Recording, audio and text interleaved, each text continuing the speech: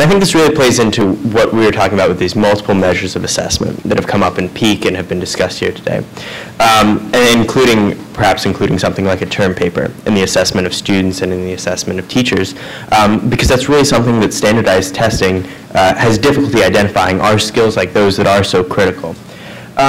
So really, I think the two most important points to take away from the SSACE presentation here today. The first being that schools, we have to look at why we have schools in order to look at what should be taught in schools and how we should teach in schools.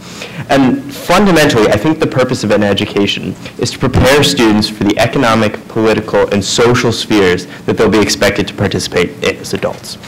And if we accept that premise, well, then we have to be making sure that the schools are actually doing that and are actually preparing students to participate in those economic, political, and social spheres. And that's more than about just acquiring knowledge, as SSACE said.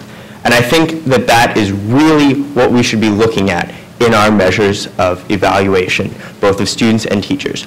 Are they gaining more than just knowledge and being able to regurgitate more than facts? Are they really being able to apply what they've learned and how they've learned it in new situations? Because that is what higher education is going to expect them to do. That is what their future employers are going to expect them to do. And that is what we as a citizenry are going to expect them to do when they participate in political processes such as voting. And if we're not measuring that, then how can we be sure that our schools are doing what they're designed to do at all? So I think that these really effective measures of evaluation are unbelievably important.